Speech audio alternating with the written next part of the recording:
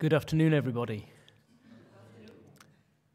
My name's Jim Hammond. I'm a consultant in anaesthesia and resuscitation with 208 Field Hospital, which is based here in Liverpool, as you should hopefully know.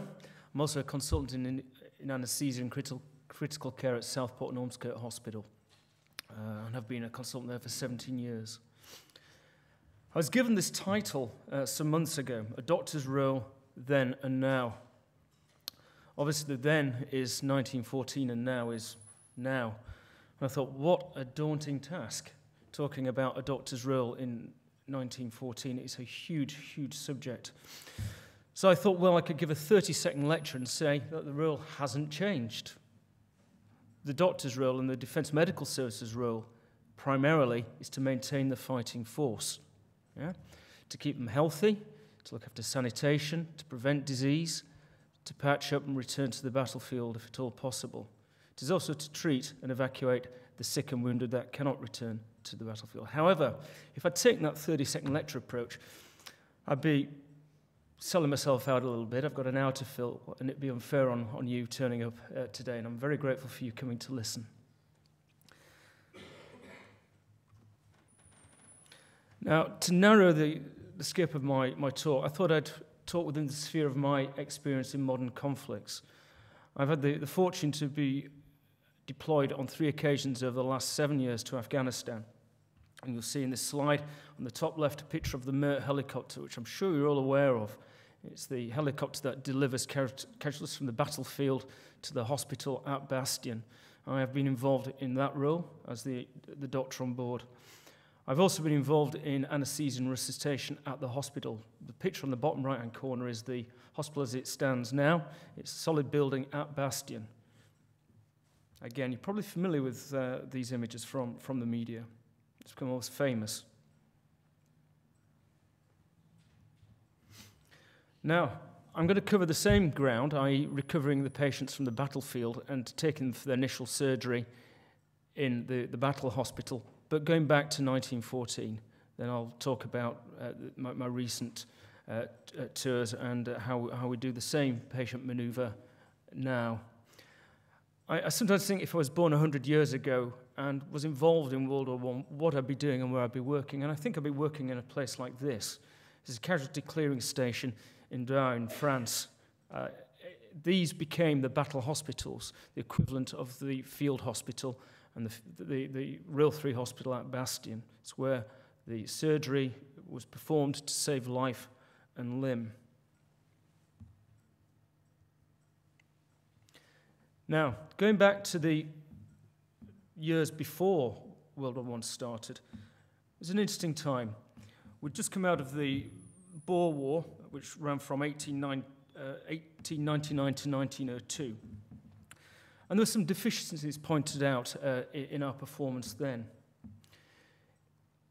In 1905, Sir Richard Haldane was appointed the Secretary of State for War and was aware of one of the main deficiencies, and that was poor care of our troops. Now, compared to the Great War, the Boer War was relatively small. We lost 20,000 men. But what is important to note is that 2/3 of those men didn't die of battle injury. They weren't shot or blown up. They died of disease, particularly typhus.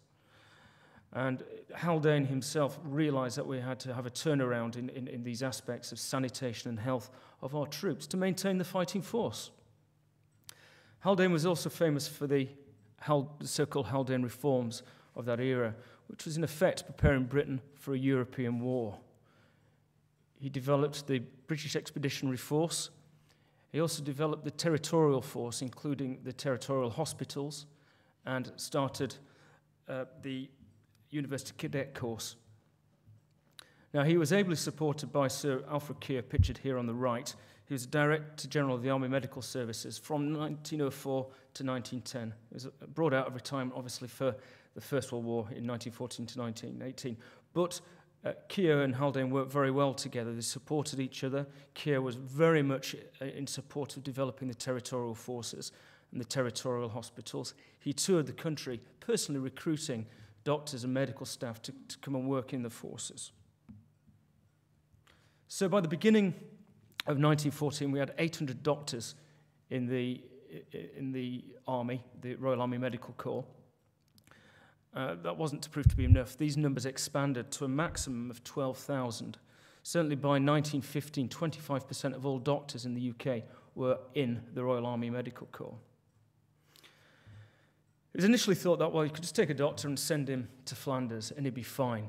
But in retrospect, that wasn't to be the case. To function in a military environment, it's important to be trained beforehand, to understand military discipline, rules and regulations, ways about going things to fit into the system.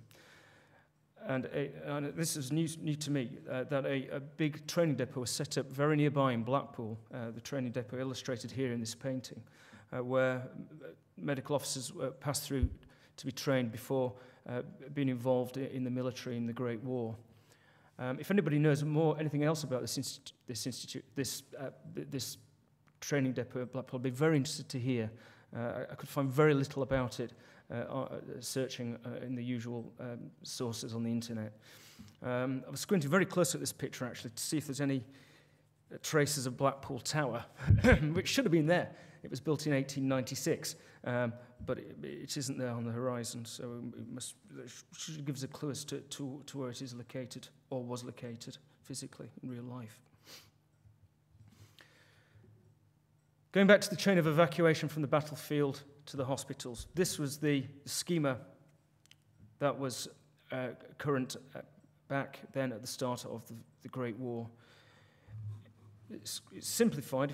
The top of the diagram shows effectively the battlefield, and the first port of call for the casualties would be the regimental aid post, these dots here, which I'm pointing to with the arrow.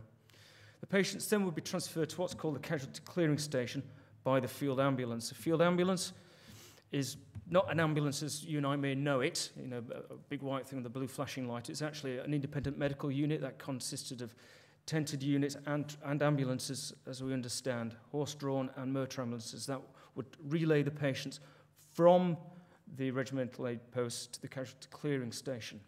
Now, the original intent of the casualty clearing station was really an administrative post, really, to channel the patients back towards the base hospitals where it was planned that the initial emergency surgery would be performed. Now, the base hospitals and the stationary hospitals, as far as the Western Front were concerned, were near the Channel ports, well away from the action. Now, this may have worked with the wounds and injuries that we had in the Boer War, where the wounds were sterile, the injuries weren't as gross and severe, but it wasn't to prove an adequate plan for the Great War. Over the previous 15 to 20 years, weaponry had moved on. Of course, we will remember the cliche of the industrialization of warfare in World War I. And indeed, things had changed from the small arms type of warfare of the Boer War to the Great War. This slide illustrates British 8-inch howitzers firing in the Somme in 1916. 60% of all casualties were caused by shrapnel or blast injury from this type of weapon. 30% of weapon injuries were caused by high-velocity gunshot wounds. The slide illustrates a German machine gun team. These weapons would be firing 500 rounds per minute. 2 of these placed properly with interlocking arcs could decimate a battalion of 1,000 men in seconds.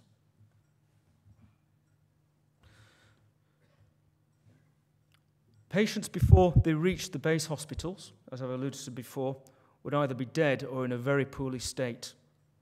And that was realized in the early stages of World War I in 1914.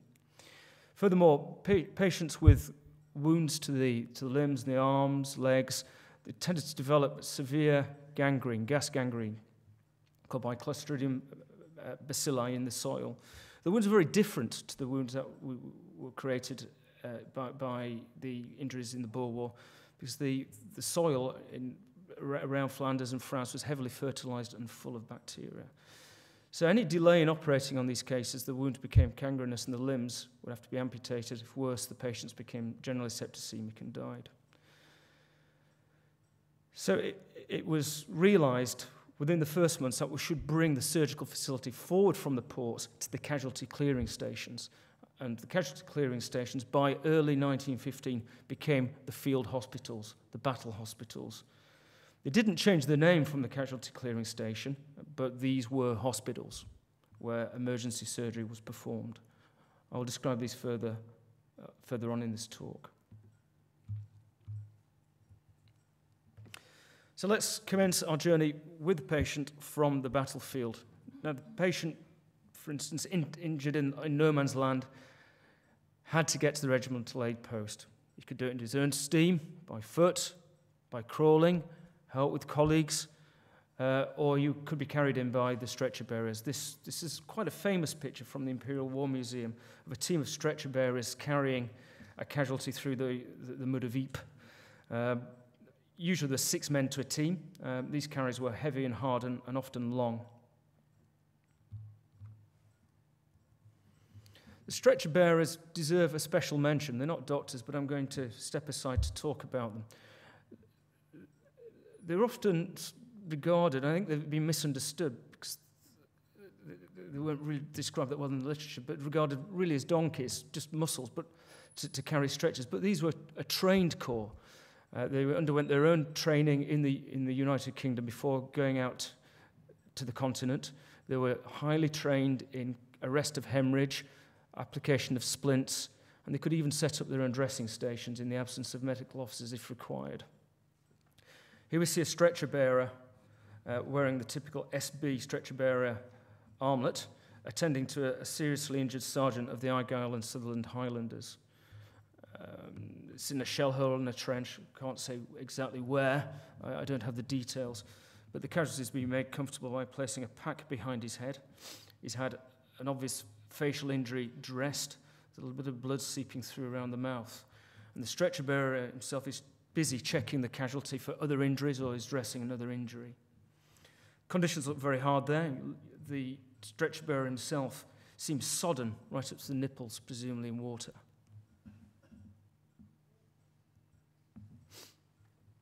The stretcher bearers would carry the casualties sometimes overland, but if they could, through the trenches where they were offered a semblance of protection. This itself could be problematic, just the physics of it all. We can tell from this photograph and the diagram that these trenches were very narrow. Some of the angles that they had to negotiate were very sharp, often necessitating lifting the casualty above their heads to get them around the corners, or even getting out themselves and exposing themselves to danger. This picture also reminds me as well is that the stretcher bearers were magnets for other casualties to follow them, because the stretcher bearers knew where the regimental aid posts were. That's where they were heading. Navigation indeed was very difficult there on the front line in the Western Front. And knowledge of the lay of the land, in featureless land, and maps were very important. So the senior stretcher bearers and the regimental medical officers spent a lot of time creating and studying maps before operations, simply to find their way around. One problem with an entourage of casualties following stretcher bearers, particularly through above ground, is that they attracted attention and became targets. So it was a danger.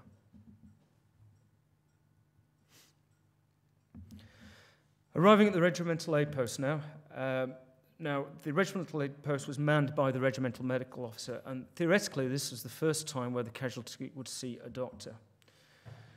The regimental medical officer, his responsibilities when there wasn't an offensive was to look after the general health of the men under his care. And that was pretty holistic. It was like primary care, he'd hold sick parades, he'd look after their dental health, he'd be thinking about sanitation in general, siting of latrines, sourcing clean water. During an offensive, they'd have to prepare to receive casualties. He would select where his regimental aid post would be located, and he would locate himself there with his stretcher bearers, boosted from 16 to 32 typically. Equipment was simple. Dressings, first field dressings, shell dressings, splints. Analgesia was basic, but quite effective. They had morphine tablets, and sometimes they had access to subcutaneous morphine for analgesia. It was very important to keep the casualties warm. So there was heat sources to produce hot drinks and food. Hopefully the casualties would just be patched up and returned to duty. The ones who were more sick would be stabilised and prepared for the next step in the chain backwards, rearwards, towards a more definitive treatment. Now, the regimental medical officer's job was dangerous. It had a high mortality. There's one statistic that I came across, is that the mortality for the regimental medical officer and his stretcher bearers was 40 per 1,000 per month. The RMOs were in a dangerous position, but one other reason why, as they were in the regimental aid posts, but another reason why they were prone to get killed is that they had a tendency, and this is a very honourable thing, they had a tendency to go forward with their stretcher bearers to help the casualties on the battlefield. This indeed was the case of perhaps the most famous regimental medical officer, which I'm sure you recognise, is Captain Noel Chavasse, the only man in the First World War to win 2 VCs. He's really regarded as one of Liverpool's own. Although he was born in Oxford, he qualified at Liverpool Medical School here. He joined the Royal Army Medical Corps in 1913. He joined the Scottish and Liverpool Battalion, based locally, and in 1914 went out to the front. In 1915 he was awarded the Military Cross and mentioned in dispatches. In 1916 he won his first VC. He was out in no man's land assisting casualties. He even got injured by a splinter but carried on regardless, and for that he won his first VC. If that was not enough, he returned for more in 1917 in Ypres. He continued to look after casualties, having been injured, and continued to work for 2 days, and he eventually succumbed to his own wounds, had an abdominal injury and died in a casualty clearing station 2 days after his injury, for which he was awarded the posthumous Victoria Cross. What we see on the right on the picture is his gravestone, which is in Brandhoek, and it is the only headstone that is engraved with 2 VCs in the whole of the Western Front. What a man.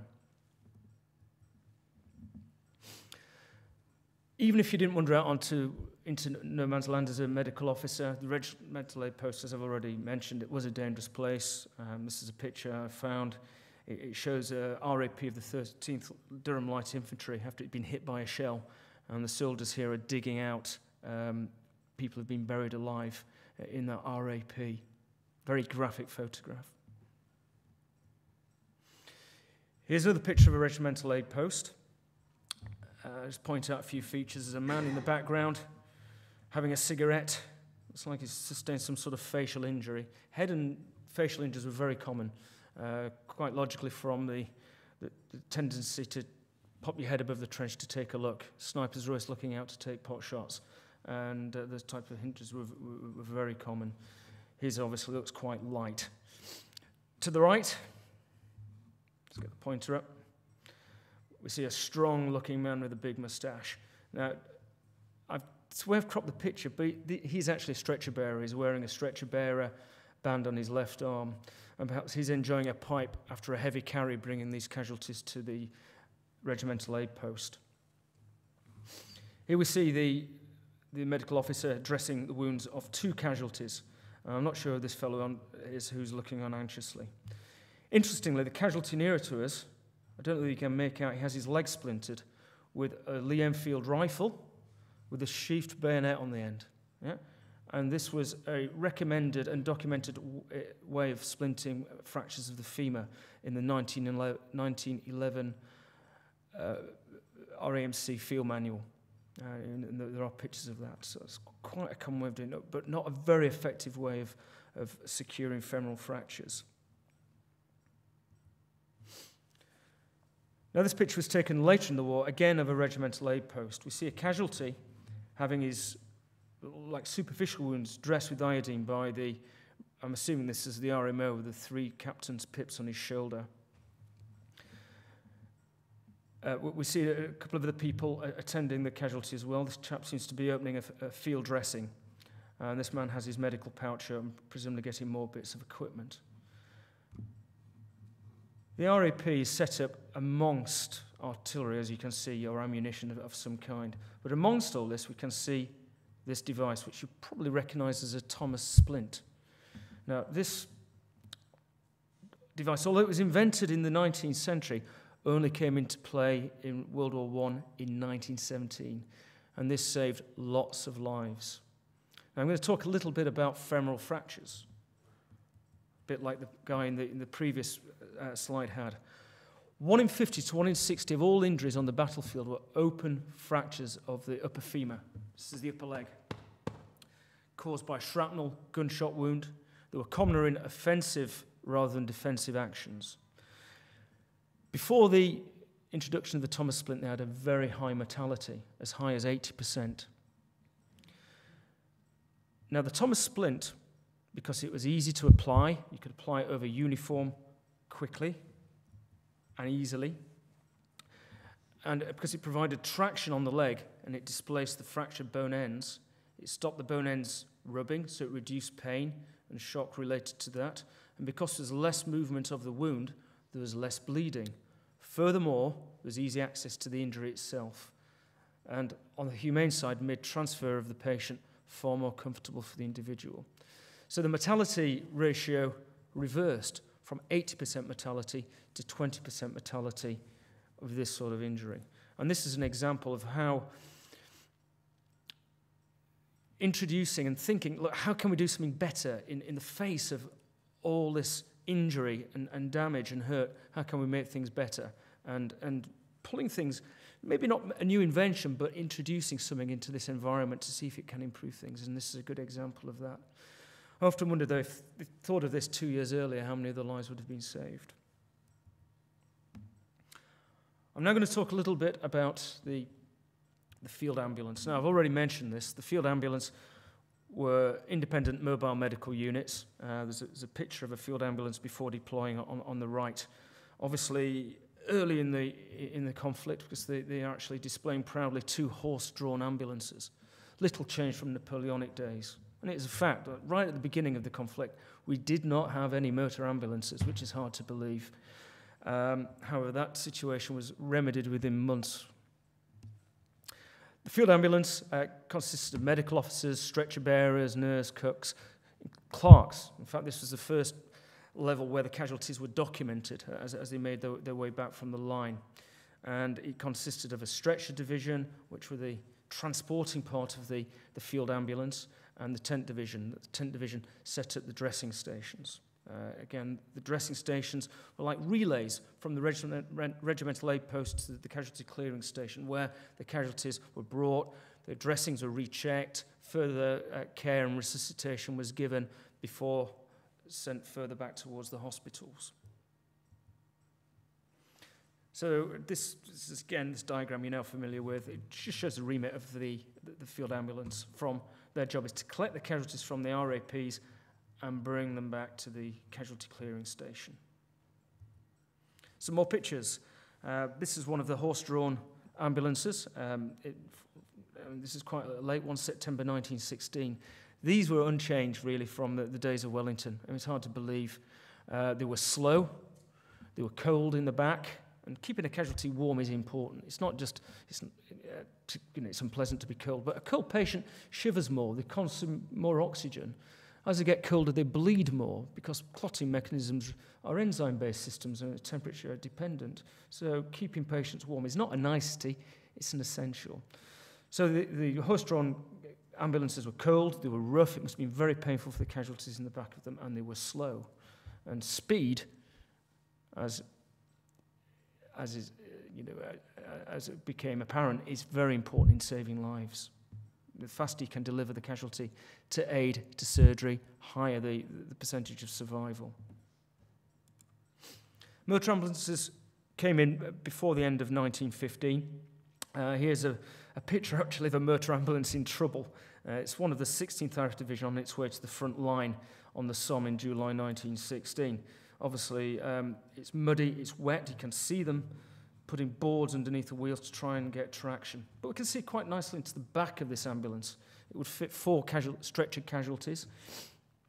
They were warm, they were heated from the engine and the exhaust, and they're far more comfortable and much faster in general than the horse-drawn version, although the horse-drawn version may have actually done better in these conditions. Another picture of a dressing station set up near Freiburg during the Battle of Pozières Ridge from August 1916. These are ambulances dropping off casualties at a dressing station. And what we can see here is an example of sensible routing of transport. It's a one-way circular system as they drop off casualties and move on. Another picture outside an advanced dressing station. We can see probably the medical officer posing in the middle and two others. This advanced dressing station is set up in the basement of a bombed-out townhouse by the looks of it. Rubble everywhere. Distinctive sign there, signposting to casualties, to members of the field ambulance, where the advanced dressing station is situated. Signposting, maps, very important. Another picture. This is another advanced dressing station set up in a dugout. And you can see the shells exploding all around. However, the men manning the advanced dressing station look quite relaxed, smoking cigarettes, relaxing on piles of stretchers.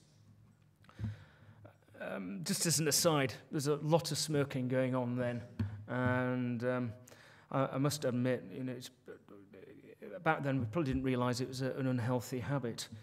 If I was to jump in a time machine and get transported back then, even knowing what I know now, I probably would start smoking. It must have provided a lot of solace and comfort, and one of few luxuries in what was a very, very tough environment. Incidentally, from a smoking point of view, speaking as an anaesthetist, the only good thing that smoking does, it's worth remembering if you're a smoker, is that it reduces your incidence of nausea and vomiting after an anaesthetic, which probably helped in the rough, crude anaesthetics that we were giving back then. Sorry, it's a bit of a picture show, but I find these pictures fascinating. This is another dressing station. It's an Australian one. We've got an Australian medical officer here in the middle. He's captain again. He's got his 3 pips. An orderly here talking to the casualty. It looks like he's having a wound explored at the groin. We don't know exactly what his injuries are. It could be an open femoral fracture, as I've been talking to before, or it could be an arterial injury at the groin. There's a big femoral artery there. In the back, we can see an orderly with a big kidney dish.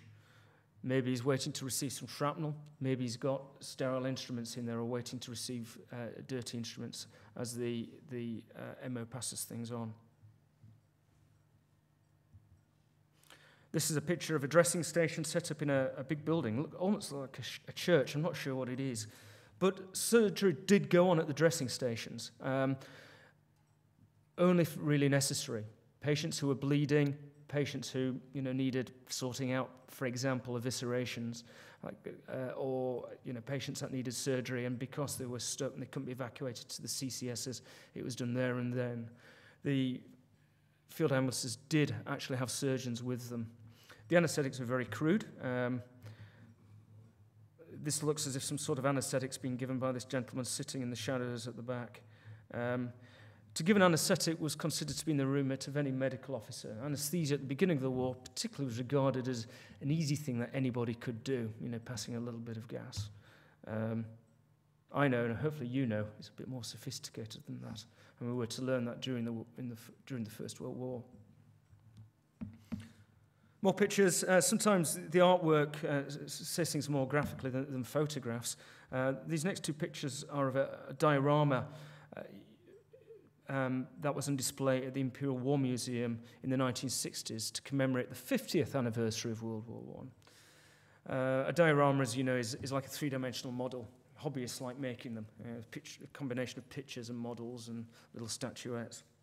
But I found this quite an interesting picture. We see a motor ambulance discharging casualties. It's being carried towards a dressing station.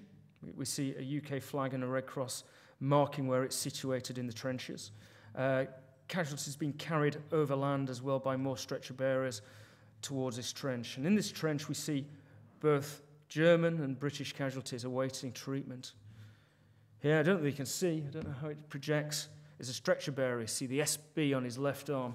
These are my heroes, the SBs, the stretcher bearers, having a smoke and a rest. Around the corner from that scene, we see surgery taking place in a dressing station. Grim conditions. This is a dugout. Light, probably acetylene light, illuminating the operating scene. We see a surgeon and an assistant, probably another medical officer giving an anaesthetic at the head end. Sterilizer bubbling away, keeping the equipment sterile between cases. And again, this would be life-saving surgery. If possible, surgery was delayed until the patients got to the casualty clearing station, but sometimes needs must. You can see the conditions must have been dreadful, but they were life-saving. You see the floor, a mixture of mud, water, and blood.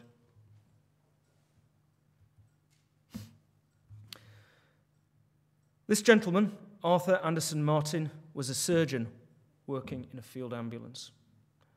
He wrote a fantastic book, which I would commend to you if you want a really good read about conditions in World War I, early World War I, as a surgeon working in a field ambulance, and descriptions of the early battles. Read it. It really is an interesting book. Arthur Anderson Martin was a Kiwi. Although he trained in Edinburgh, he was a New Zealand surgeon. He'd had experience in South Africa around the time of the Boer War. So when World War I came, he was an experienced surgeon, highly respected cancer surgeon in New Zealand. In the summer of 1914, he decided to take a bit of a professional tour, probably a sabbatical. He went to North America, visiting clinics and hospitals, giving talks, trying to get money for research. Then he went to the UK. And while he was attending the British Medical Association annual congress in Aberdeen, World War I broke out. Now, he noticed things were amiss because all the German delegates started disappearing. Then he realized what was going on. So he headed down to London. He describes beautifully his drive down in what must have been a very basic hire car, down to London through the Scottish Highlands, and got himself a job in a field ambulance. Now, although he was very experienced, he only was given the rank of lieutenant, which he was slightly insulted by, but he didn't mind. He got stuck in.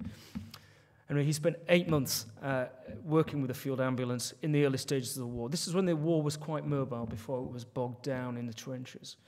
And he gives very, very good descriptions of the medical work, the surgical work that they were doing at the time. He also gives very good descriptions of conditions. And if you don't mind, I'm just going to read it a little bit and try and bring a bit of noise of battle into this presentation by just reading half a page from Martin's book. Now, he wrote this bit. They spent the night looking after 45 casualties. They were trapped in a village called Missy on the River Ain, and they were pinned down and were looking to look after the casualties for another 24 hours. Anyway, he just describes the conditions as dawn broke. Sorry, I need bifocals. Dawn was breaking, and shafts of grey light and shadow were thrusting through the darkness. Then, like a clap of thunder, the German batteries opened up. And from that moment till nightfall, we lived through one of the most hellish artillery duels that any mortal man could imagine. A tornado of shot and shells swept across that beautiful Ain Valley. It seemed as if all the fiends of hell were let loose. The noise was deafening, ear-splitting, the bursting of the shells, the mighty upheavals of the earth and where the shells struck, the falling trees, falling masonry, crashing church steeples, the rolling and bounding of stones from walls struck by these titanic masses of iron traveling at lightning speed, the concussion of the air, the screeching, whisking, and sighing of the projectiles in their flight made an awful scene of destruction and force. Add to all of this the snarling typewriter note of the Maxims, the angry foot of the Mauser bullet as it stuck a house or a gate, and the crackling roars from our Lee Metfords. Truly, it was a devil's orchestra, and the devil himself was whirling the fiery baton. After those 8 months, he returned to New Zealand, about another 6 months, and returned, then was mortally wounded in the Somme and died, never to see New Zealand again. These are casualties outside a dressing station awaiting to be transferred to a casualty clearing station. I count 30 casualties covered here in blankets, some of them sheepishly looking out from underneath of their protection. The dressing station is in here, a pockmarked building. We see motor vehicles in the background and in the foreground. I'm not sure whether these are ambulances or not, and some horse-drawn, maybe artillery out here to the middle right. Moving on to the casualty clearing stations, these were mobile hospitals, certainly mobile in the early phases of the war, but became semi-permanent when the war got bogged down in the Western Front around the trenches. They consisted of at least 2 surgical teams, which could be expanded in times of busyness. Some of these became specialised, operating on only certain types of cases. It was concentrating expertise and knowledge. This would change as well at short notice, so the field ambulances had to know where to send certain types of casualties depending on what the medical planning was at the time.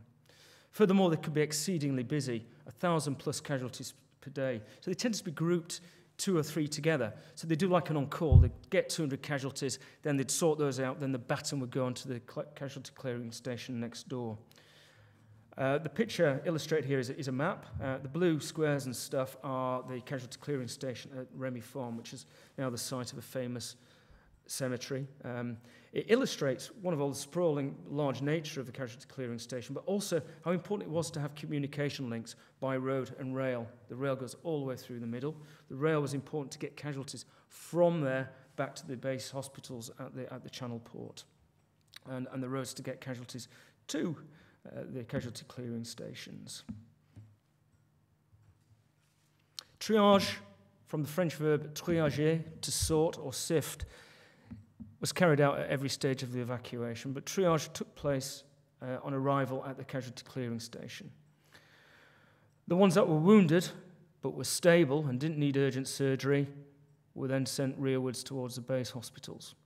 The casualties who were lightly wounded would be treated, even if it took a few days, at the casualty clearing station, then sent back forward, maintaining the fighting force.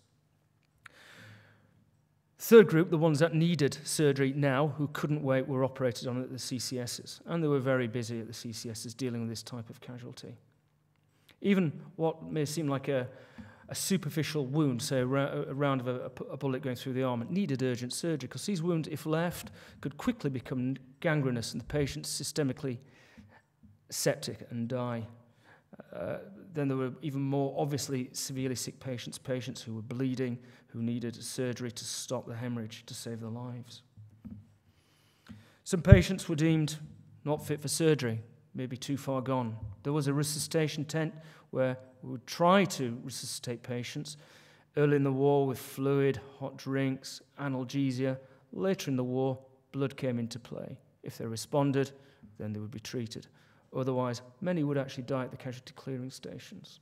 And interestingly, the sites of the casualty clearing stations are often identified by military graves.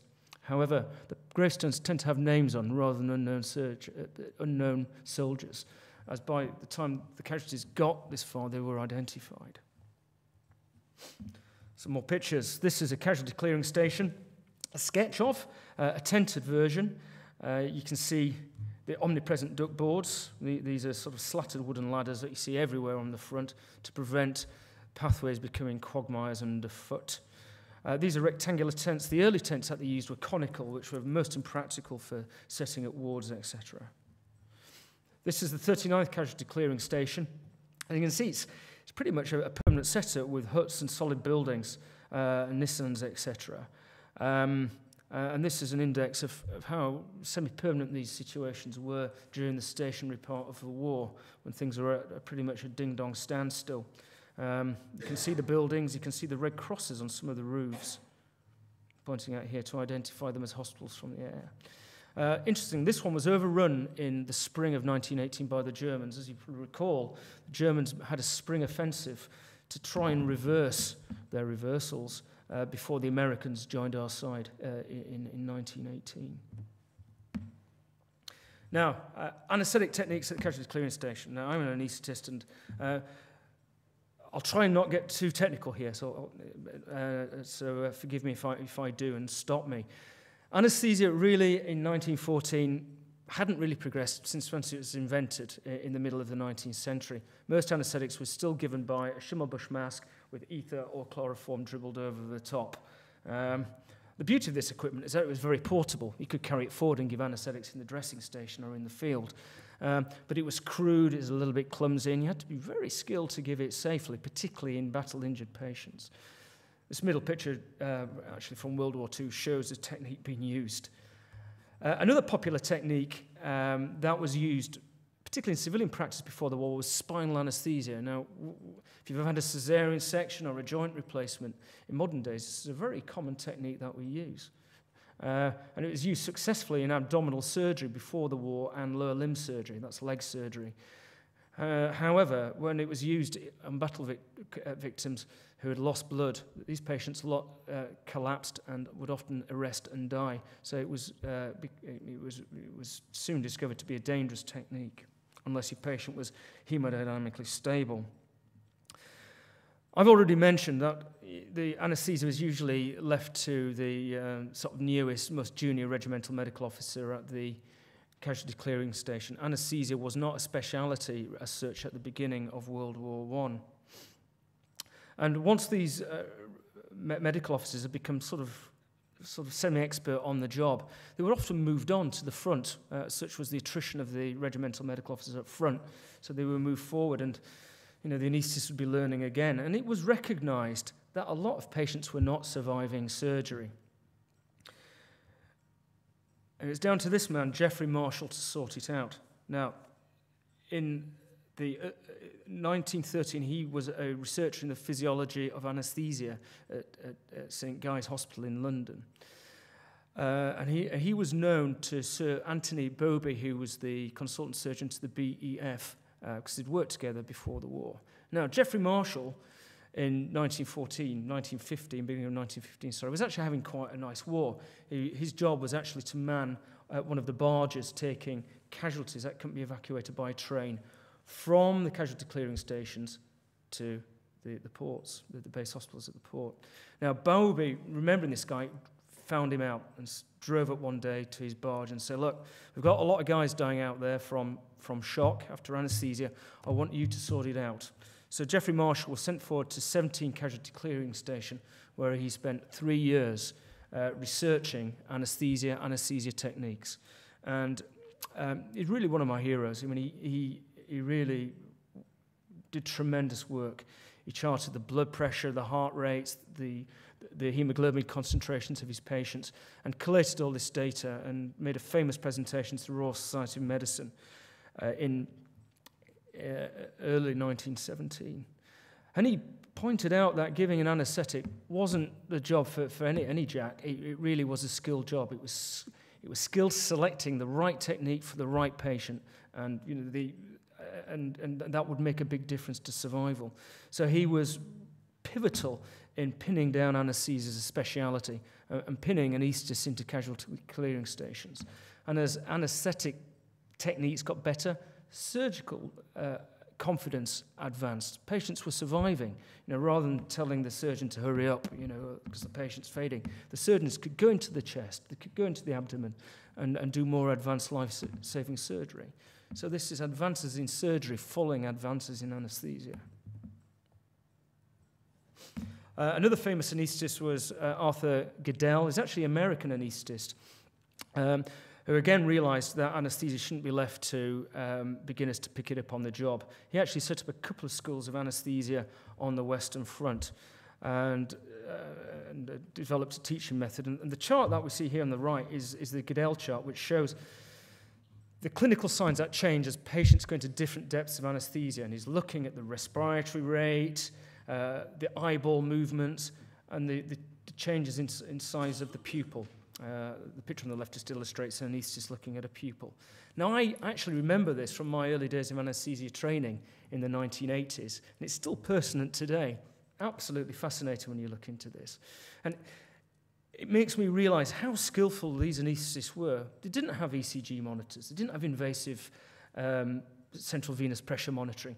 Everything was clinical, hands-on pulse, feeling the patient's skin, looking for sweating, looking at the respiratory rate, looking at the pupillary reactions. It really was a combination of skill and art.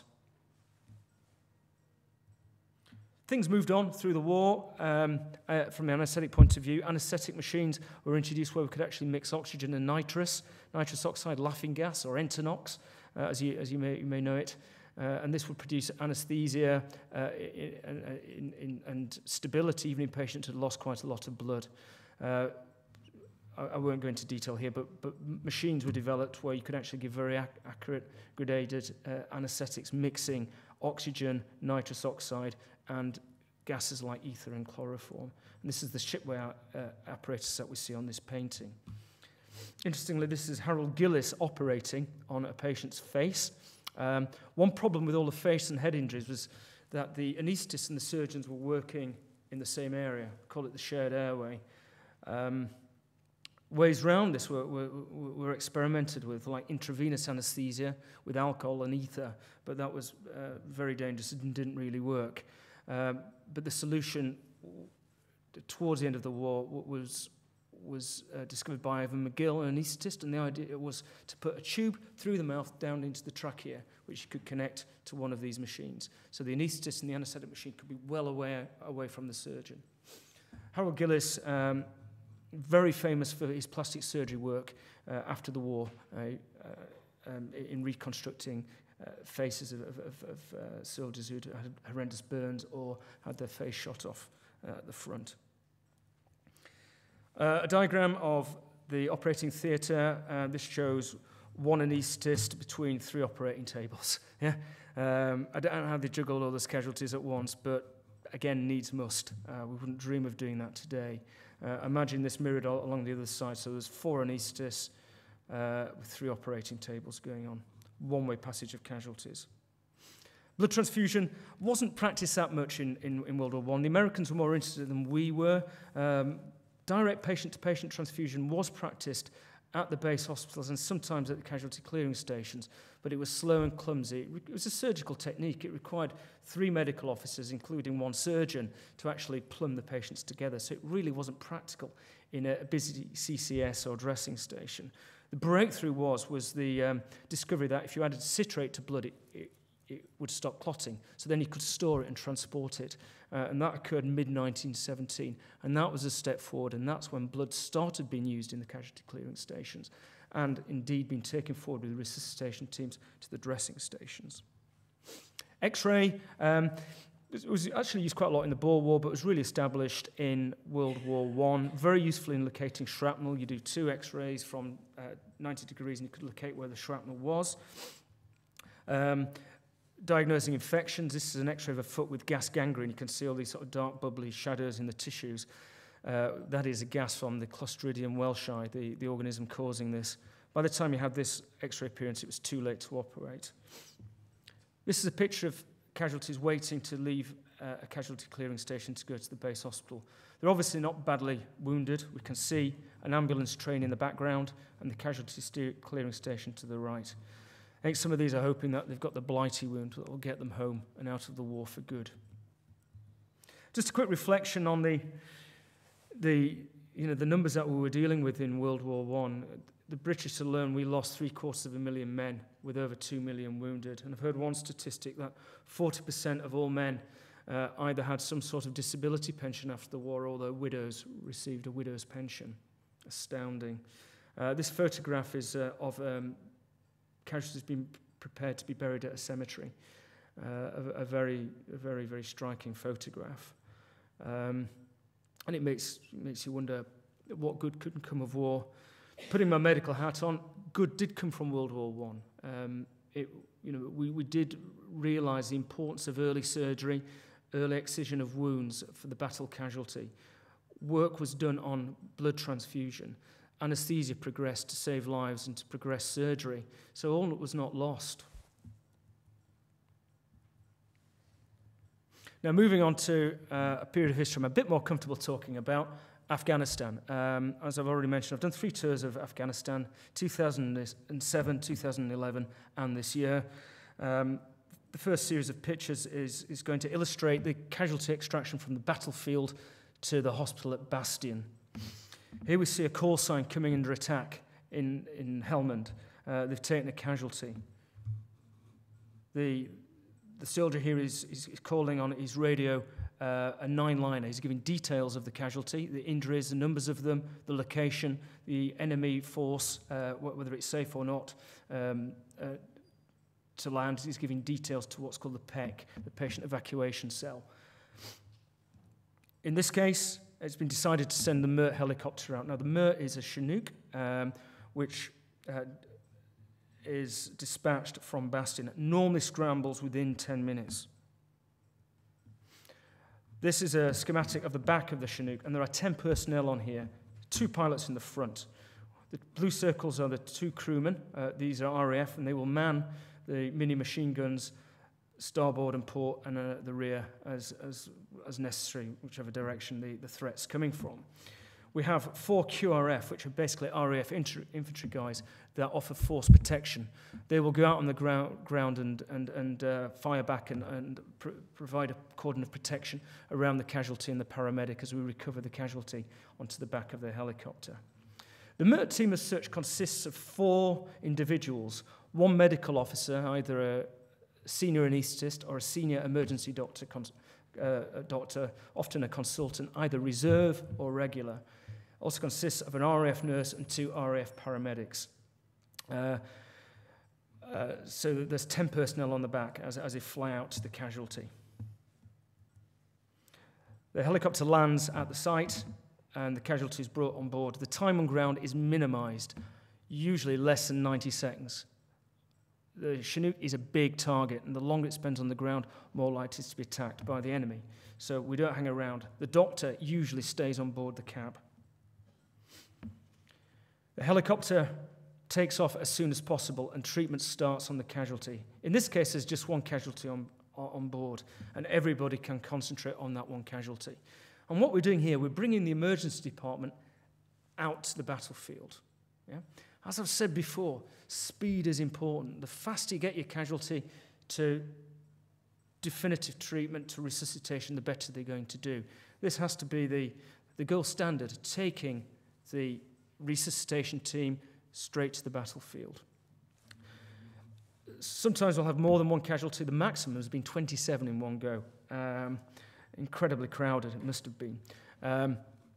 This picture from 2007, we're actually giving fluid. We're working on the casualty. If necessary, we can give an anesthetic with ketamine, intubate the patient, ventilate them. We can do intraosseous and intravascular cannulation. Over the last 3 years, we carry blood and plasma on the helicopter, so we can start transfusing blood and plasma right from the battlefield on the way in, and that is warmed. The MERT lands at Bastion. These are 2 British Army ambulances that run the short distance from the landing spot at Nightingale at Bastion to the field hospital. Before the casualty arrives, the emergency department is getting things ready. They've had a bit of a heads up as to what they're expecting. They're getting prepared, they're getting gowned up, they're getting the drips run through, they're getting their shock packs ready of blood and FFP if appropriate. This, incidentally, is as the hospital was up until 2009 before we moved into the solid building. The casualties arrive at the front door of the tented hospital by ambulance. They're taken in. There's a quick handover. The chap I'm pointing out here with his head blacked out is the doctor, is an emergency doctor handing over to the team at Bastion. He's giving an at-missed handover, the pertinent distilled information he needs to know, the age, the casualty, the time of injury, the mechanism of injury, the injuries found, the signs measured already, and treatment given. This is a picture I actually took from the head end in 2007. It shows an Afghan casualty from the anaesthetist point of view doing the resuscitation. You can see tourniquets on, obviously bilateral lower limb amputations. Interestingly, and we do this, the medical notes are actually made on the patient's body with chinograph. T1 means priority 1. This patient needs urgent treatment. He's first out. Other things that tend to be written on the body is when morphine was given and when tourniquets were applied. Important bits of information. And they're not going to get lost when they're on the patient's body. We go into the operating theatre. Now, these are official photos actually taken whilst I was there back in 2007. Again, looks a bit dark, a bit austere because we're in a tent. But, very good operating conditions. We have light, we've got 2 ODPs, anaesthetists here. Colonel Russell and Cal Braith are operating on this patient. There's another anaesthetist here. Well, he's an anaesthetist now. He's actually an ED doctor back then, putting an arterial line into this casualty. That's Ed Clitheroe. Another shot from the same incident. We were operating on 2 casualties at the same time. I'm actually here up to the left of the picture. Modesty dictates me not showing me. Now, this is my workstation. Compare it to the really hands-on sort of clinical skills that were used in World War I. This is my setup as it was then, and as it will be probably in the next time I give an anaesthetic in a war zone or disaster relief. The heart of this are these tin cans. These are vaporizers. These are highly portable anaesthetic delivery devices. However, you link them up to a modern monitor, which you see in the background. Yeah, we can give a very tailored, monitored, accurate anaesthetic. And here we're looking at the patient's ECG. We're transducing the arterial blood pressure. We're even transducing the central venous pressure, end-tidal CO2, and the oxygen saturation, which I'm pleased to say is reading 99. Here you can see is blood and fresh frozen plasma being given at a 1-to-1 ratio, which really is as near as you can to replace whole blood that has been lost. Just a close-up of the same anaesthetic setup. We'll move on from that. This is the hospital as it is recently. In 2009, we moved into a solid hospital, a firm build, much brighter, air-conditioned. Feels like pretty much working in a hospital in civilian practice at home, other than the type of casualties and the way we work it. Things have moved on since 2007. We're always bringing in new technologies and applying them to try and get better results. So between 2007 and the next time I went in 2011, we started using this device called the ROTEM, which is a point-of-care method of looking at the blood clotting of the casualty. And it tells us whether they need platelets, whether we need to give them fibrinogen, whether we need to give them more fresh frozen plasma. Amazing. We've also used this device now called the Belmont Rapid Transfuser. We can actually make a soup of fresh frozen plasma and blood and transfuse it into the exsanguinated casualty at 750 mils per minute at 40 degrees centigrade. Incredible. We now have a CT scanner. Most casualties, except for the most unstable, will get a CT scan. This is moving on from the radiology of World War I. Here we'll do a top-to-bottom traumagram, including vascular phases, so we'll know what's going on in the abdomen and the chest and elsewhere in the body before we put knife to skin, so we know where to go. These are the operating theatres, 4 operating tables, again, very bright and an easy environment to work in. And this is the intensive care unit where patients either recovered and woken up or kept asleep and stabilised and transferred back to the United Kingdom. This is for British casualties in the back of a C-17. This is the CCAS, Critical Care Air Support Team, basically an air transportable intensive care unit. An example of the expanded role of the anaesthetist, because most anaesthetists, most intensive care doctors in UK practice are anaesthetists. So, to summarise, I should have given my 30-second talk, shouldn't I? Things are unchanged. We maintain the fighting force. In the background, which you haven't really seen in this talk, is how we prevent disease and maintain the health of the soldier and indeed his family. We maintain the fighting force as well by treating simple things and returning back to the battlefield. We also maintain the fighting force by just being there in the background. I'm sure that the soldier fights harder and more confidently knowing that if the worst were to happen, he's going to get good medical care. And of course, we treat the sick and wounded to the best of our ability. And we're always evaluating and improving care. And we are getting fantastic results. We have unexpected survivors. Furthermore, the National Health Service civilian practice is learning from what we've picked up in Afghanistan and indeed Iraq. Think of the interesting trauma networks, major hemorrhage protocols. Yeah, that's all a spin-off from, I believe, from our military involvement in the recent years. Again, some good coming from bad. In the future, we'll do more of the same. We'll be flexible. I don't think we'll be in a solid hospital again, like we were in Afghanistan. That was a product of a particular time and place. I think the next time I'll be giving an anaesthetic or we'll be operating, we'll be back in a tent. The MERT will continue, maybe not in a nuke, but it's certainly in concept. I think it's become part of current military language, and it could be in a smaller air platform or in the back of an armoured ambulance. That is the future. So, many thanks for your time. Thank you for listening, and I'll try to field any questions.